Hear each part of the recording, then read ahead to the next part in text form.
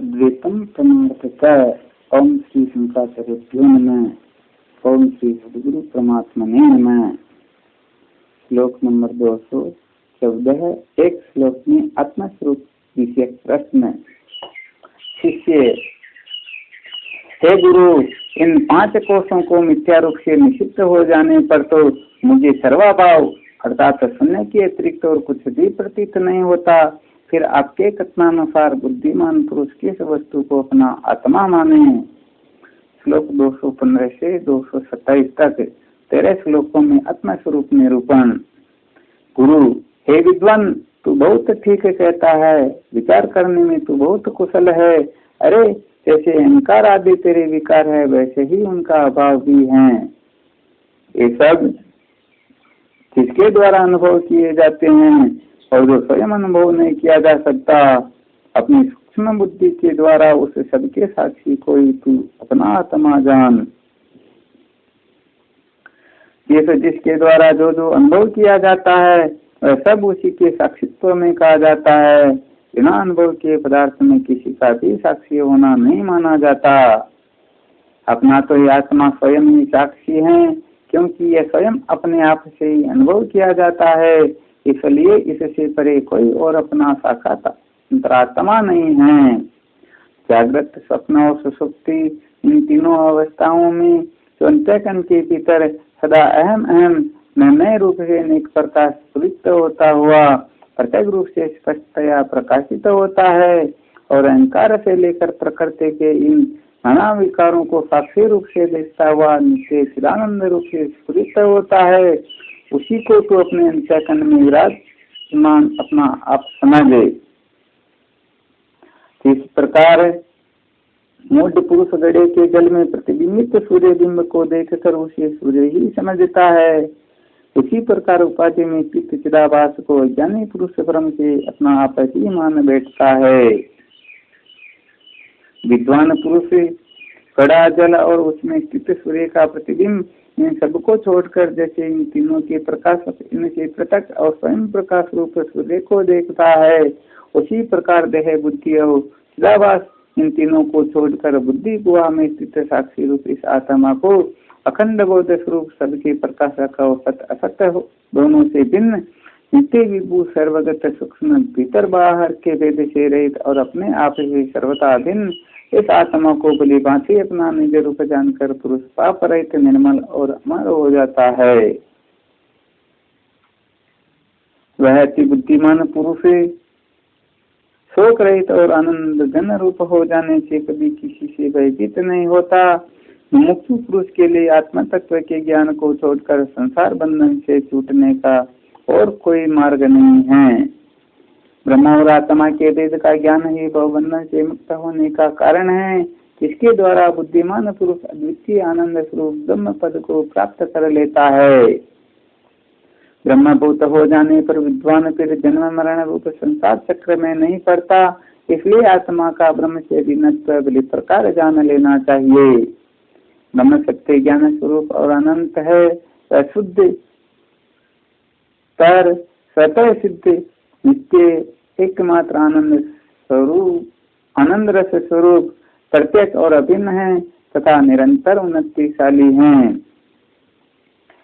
228 से 238 तक 11 श्लोकों में ब्रह्म और जगत की एकता।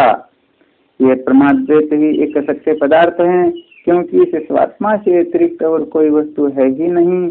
इस परमार्थ तत्व का पूर्ण बोध हो जाने पर और कुछ भी नहीं रहता। ये संपूर्ण विश्व जो अज्ञान से नाना प्रकार का प्रतीत हो रहा है, समस्त भावनाओं के दोष से रहित अर्थात निर्विकल्प ब्रह्म ही है। मिट्टी का कार्य होने पर भी घड़ा उससे पृथक नहीं होता, क्योंकि सब ओर से मृत्तिका रूप होने के कारण घड़े का रूप मृत्तिका से पृथक नहीं है। अतः मिट्टी में मिथ्या कल्पित न मात्र घड़े की सच्चाई कहाँ है। मिट्टी से अलग घड़े का रूप कोई भी नहीं दिखा सकता, इसलिए घड़ा तो मोह से ही कल्पित है। वास्तव में सत्य तो तत्व स्वरूपा मृत्तिका ही है। सत्य ब्रह्म का कार्य सकल प्रपंच सत्य स्वरूप ही है, क्योंकि यह संपूर्ण वही तो है, उससे भिन्न कुछ भी नहीं है। जो कहता है कि उससे पृथक भी कुछ है, उसका मोह दूर नहीं हुआ, उसका ये कथन सोए हुए पुरुष के प्रलाप के समान है।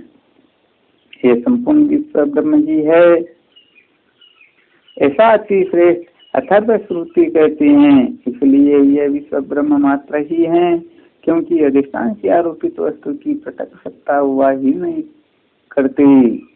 यदि यह जगत सत्य हो तो आत्मा की अनंतता में दोष आता है और श्रुति अप्रमाणिक हो जाती है तथा ईश्वर अर्थात भगवान श्री कृष्णचंद्र भी मिथ्यावादी ठहरते हैं। ये तीनों ही बातें सतपुरुषों के लिए शुभ और हितकर नहीं है। परमार्थ तत्व के जानने वाले भगवान कृष्णचंद्र ने यह निश्चित किया है कि न तो मैं ही भूतों में स्थित हूँ और न वे ही मुझ में स्थित हैं। यदि विश्व सत्य होता तो सुषुप्ति में भी उसकी प्रतीति होनी चाहिए थी, किंतु उस समय इसकी कुछ भी प्रतीति नहीं होती, इसलिए यह स्वप्न के समान असत और मिथ्या है। इसलिए परमात्मा से पृथक जगत है ही नहीं, उसकी पृथक प्रतीति तो होने से गुण आदि की पृथक प्रतीति के समान मिथ्या ही है। आरोपित वस्तु की वास्तविकता ही क्या, वह तो अधिष्ठान ही ब्रह्म से उस प्रकार भास रहा है। अज्ञानी को ज्ञानवश जो कुछ प्रतीत हो रहा है वह सब ब्रह्म ही है। इस प्रकार ब्रह्म से प्रतीत हुई चांदी वस्तु तैसी ही है। इदम जगत, यह जगत है, इसमें इदम यह रूप से सदा ब्रह्म ही कहा जाता है। ब्रह्म में आरोपित जगत तो नाम मात्र ही है। 239 से 242 तक 4 श्लोकों में ब्रह्म निरूपण है। इसलिए ब्रह्म सत्य अद्वितीय शुद्ध विज्ञान गण निर्मल शांत आदि अंतरहित अक्रिय और सदैव आनंद रस स्वरूप हैं। वह समस्त मायिक भेदों से रहित हैं, नित्य सुख स्वरूप कला रहित और प्रमाण आदि का विषय हैं तथा वह कोई अरूप अव्यक्त नाम और अक्षय तेज है जो स्वयं ही प्रकाशित हो रहा है। बुद्ध जन उस परम तत्व को ज्ञाता ज्ञान और ज्ञेय स्त्री पुत्री से रहित अनंत निर्विकल्प केवल और अखंड चैतन्य मात्र जानते हैं। ब्रह्म त्याग अथवा ग्रहण के अयोग्य मनवाणी का विषय अप्रमेय आदि अंतरहित परिपूर्ण तथा महान तेजोमय है। 243 से 251 तक 9 श्लोकों में महावाक्य विचार। तत्वमसि छंदोग्य 6-8 आदि वाक्यों के तत्वोत्तम पदों से शोधन करके कहे हुए ब्रह्म और आत्मा का श्रुति के द्वारा बारंबार पूर्ण एकत्व प्रतिपादन किया गया है। उन सूर्य और खद्योत, राजा और सेवक, समुद्र और कूप तथा सुमेरु और परमाणु के समान परस्पर विरुद्ध कर्म वालों का एकत्व लक्ष्यार्थ में ही कहा गया है, वाच्यार्थ में नहीं। उन दोनों का ये विरोध उपाधि के कारण है और ये उपाधि कुछ वास्तविक नहीं है। ईश्वर की उपाधि महत्त्वादि की कारण रूपा माया है तथा जीव की उपाधि कार्य रूप पंचकोश है। ये परमात्मा और जीव की उपाधियां हैं। इनका बड़ी प्रकार बाध हो जाने पर न परमात्मा ही रहता है और न जीवात्मा ही। इस प्रकार राज्य राजा की उपाधि है तथा ढाल सैनिक की। इन दोनों उपाधियों के न रहने पर न कोई राजा है और न योद्धा। ब्रह्म में कल्पित द्वैत को अर्थात आदेशो नेति नेति वृद्धानिक 2, 3, 6 इत्यादि श्रुति स्वयं निषेध करती हैं। इसलिए श्रुति प्रमाणानुकूल से उपयुक्त उपाधियों का वाद करना ही चाहिए। यह दृश्य कल्पित होने के कारण रज्जु में प्रतीत होने वाले सर्प और स्वप्न में भासने वाले विविध पदार्थों की भांति सत्य नहीं है। ऐसी ही प्रबल युक्तियों से दृश्य का निषेध करने पर पीछे उन जीव और ईश्वर का जो एक प्रभाव बच रहता है वही जानने योग्य है। जीवात्मा और परमात्मा की अखंडिक रसता की सिद्धि के लिए महावाक्य में लक्षणा करने से ही उनका ज्ञान होता है। उनका ठीक ठीक ज्ञान न तो जहती लक्षणा से होता है और न जहती से ही। इसलिए इस जगह जहती लक्षणा का प्रयोग करना चाहिए। वह देवदत्त यह है।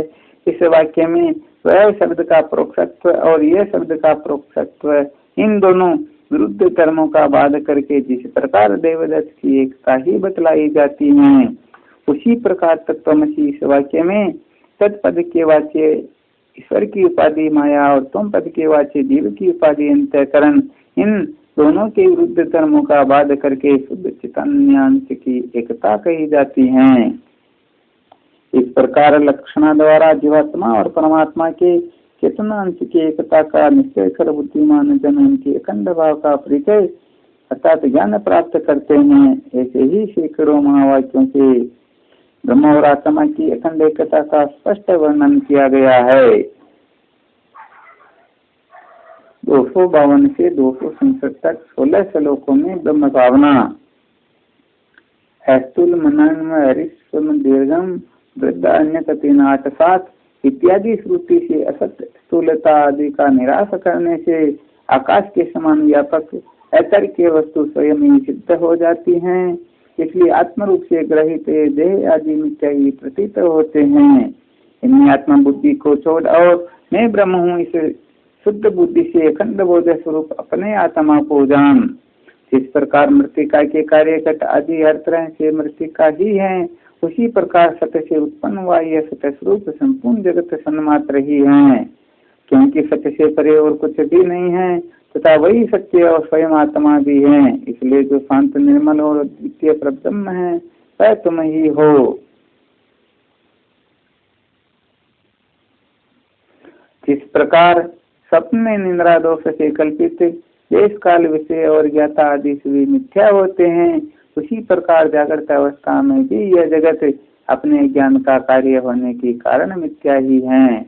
इस प्रकार क्योंकि ये शरीर, इंद्रियां, प्राण और अहंकार आदि सभी असत्य हैं, अतः तुम वही परब्रह्म हो तो शांत निर्मल और द्वितीय है।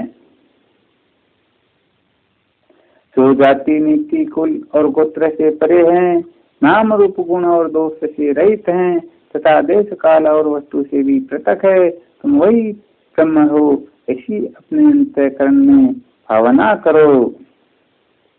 जो प्रकृति से परे और वाणी का विषय है, निर्मल ज्ञान चक्षुओं से जाना जा सकता है तथा शुद्ध चिदगन अनादि वस्तु है, तुम वही ब्रह्म हो इसी अपने अंतःकरण में भावना करो।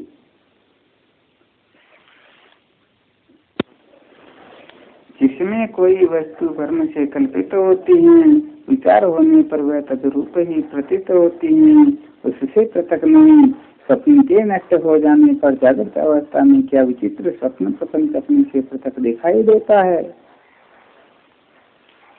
जो प्रकृति से परे और वाणी का विषय है, निर्मल ज्ञान चक्षुओं से जाना जा सकता है तथा शुद्ध चिदगन अनादि वस्तु है, तुम वही ब्रह्म हो इसी अपने अंतःकरण में भावना करो।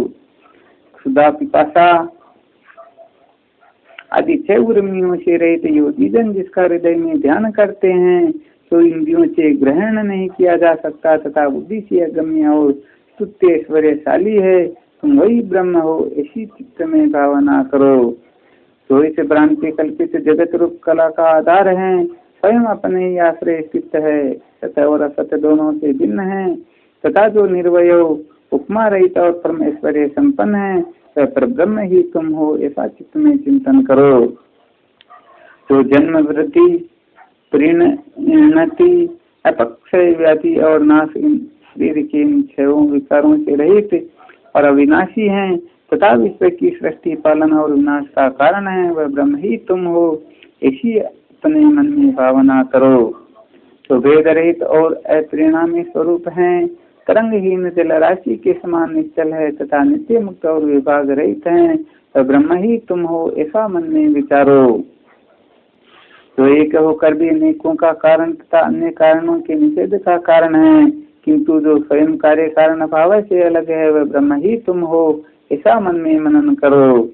जो निर्विकल्प महान और अविनाशी है, क्षर और अक्षर अर्थात जीव से भिन्न है तथा नित्य अवयव आनंद स्वरूप और निष्कलंक है, ब्रह्म ही तुम हो ऐसी हृदय में भावना करो। जो सर्वदा सत और स्वर्ण के समान स्वयं निर्विकार है तथापि परमवश उसके विकार कटक कुंडलादि के समान नाना नाम रूप गुण और विकारों के रूप में भासता है, वह ब्रह्म ही तुम हो ऐसा अपने चित्त में चिंतन करो। जो अनपर रूप से अर्थात जिससे परे और कोई न हो इस प्रकार प्रकाशमान है, पर अर्थात अव्यक्त प्रकृति से भी परे हैं, प्रत्येक एक रस और सबका अंतरात्मा है तथा सच्चिदानंद स्वरूप अनंत और अव्ययी है, वह ब्रह्म ही तुम हो, इसी अपने अंतःकरण में भावना करो। इस प्रोक्त विषय को अपनी बुद्धि से वेदांत की प्रसिद्ध युक्तियों द्वारा अपने चित्त में स्वयं विचारो। इससे हस्तगत जल के समान संशय से रहित तत्वबोध हो जाएगा। सेना के बीच में रहने वाले राजा के समान भूतों के संगात रूप शरीर के मध्य में स्थिति से स्वयं प्रकाश स्वरूप शुद्ध तत्व को जानकर सदा तन्मय भाव से इस रूप में चित्त रहते हुए संपूर्ण दृश्य वर्ग को उस ब्रह्म में ही लीन करो। सत्य सत्य से विलक्षण अद्वितीय सत्य पर ब्रह्म बुद्धि रूप गुहा में विराजमान है, तो इस गुहा में उससे एक रूप होकर रहता है। वत्स उसका फिर शरीर रूपी कमरा में प्रवेश नहीं होता, अर्थात वह फिर जन्म ग्रहण नहीं करता। श्लोक नंबर 268 से 277 तक 10 श्लोकों में वासना त्याग का वर्णन। आत्मा वस्तु का ज्ञान हो जाने पर भी तो मैं करता और भोगता हूँ इस रूप से दृढ़ होकर जन्म मरण रूप संसार का कारण होती है। उस प्रबल अनादि वासना को प्रत्यक्ष आंतरिक दृष्टि से आत्मस्वरूप में स्थित होकर प्रयत्न पूर्वक दूर करना चाहिए, क्योंकि इस संसार में वासना की क्षमता को ही मनुष्य ने मुक्ति कहा है। देह इंद्रिय आदि आत्म वस्तुओं में जीव का जो अहम अथवा मम भाव है, यही अध्यास है। विद्वान को आत्मनिष्ठा द्वारा इसे दूर कर देना चाहिए। प्रत्येक आत्मा रूप अपने आप को बुद्धि और उसकी वृत्तियों का साक्षी जानकर मैं वही हूँ, ऐसी समीचीन वृत्ति से अनात्म वस्तुओं में फैली हुई आत्मबुद्धि का त्याग करो। लोक वासना, देह वासना और शास्त्र वासना, इन तीनों को छोड़कर आत्मा में हुए संसार के इतिहास का त्याग करो। लोक वासना, शास्त्र वासना और देह वासना, इन तीनों के कारण ही जीव को ठीक ठीक ज्ञान नहीं होता है। संसार रूप कारागार से मुक्त होने की इच्छा वाले पुरुष के लिए ब्रह्मज्ञ पुरुष इस प्रबल वासना त्रय को पैरों में पड़ी हुई लोहे की बेड़ी बतलाते हैं, तो इससे छुटकारा पा जाता है, वही मोक्ष प्राप्त कर लेता है। इस प्रकार जल आदि के संसर्गवश अत्यंत दुर्गंधी युक्त वस्तु का लेप चढ़ जाने से दबी हुई अगरू की दिव्य सुगंध संघर्षण किसने के द्वारा ही बाह्य दुर्गंध के दूर होने पर फिर अच्छी तरह प्रतीत होती हैं, उसी प्रकार अंतःकरण में स्थित अनंत दुर्वासना रूपी धूलि से टकी हुई परमात्मा वासना बुद्धि की अत्यंत संघर्ष से शुद्ध होकर चंदन की गंध के समान स्पष्ट प्रतीत होने लगती हैं। अनात्म वासनाओं के समूह से आत्मवासना छिप गई है, इसलिए निरंतर आत्मनिष्ठा में स्थित रहने से उनका नाश हो जाने पर वह स्पष्ट भाषने लगती हैं। मन जैसे जैसे अंतर्मुख होता जाता है, वैसे वैसे ही वह बाह्य वासनाओं को छोड़ता जाता है। जिस समय वासनाओं से पूर्णतया छुटकारा हो जाता है, उस समय आत्मा का प्रतिबंध शून्य अनुभव होने लगता है। श्लोक 268 से 293 तक 16 श्लोकों में अत्यास निराश।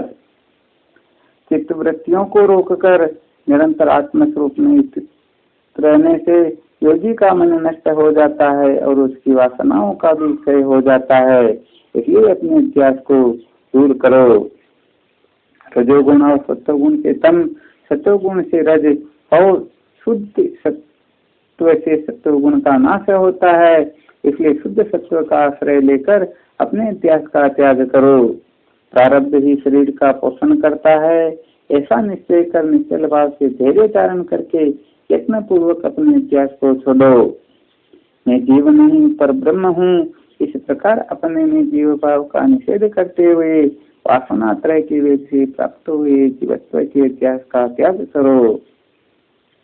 श्रुति युक्ति और अपने अनुभव से आत्मा की सर्वात्मकता को जानकर कभी ब्रह्म से प्राप्त हुए अपने अध्यास का त्याग करो।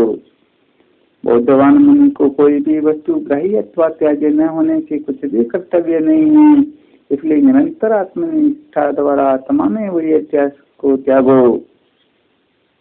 तत्वमसि, छंदोगीत से 8 आदि महावाक्यों से हुए ब्रह्म और आत्मा के एकत्व ज्ञान से ब्रह्म में आत्मा बुद्धि को दृढ़ करने के लिए अपने अध्यास को दूर करो।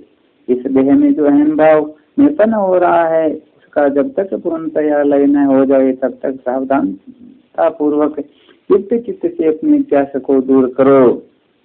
जब तक स्वप्न के समान जीव और जगत की प्रतीति हो रही है तब तक हे विद्वान अपने आत्मा में हुए इस अध्यास का निरंतर त्याग करते रहो।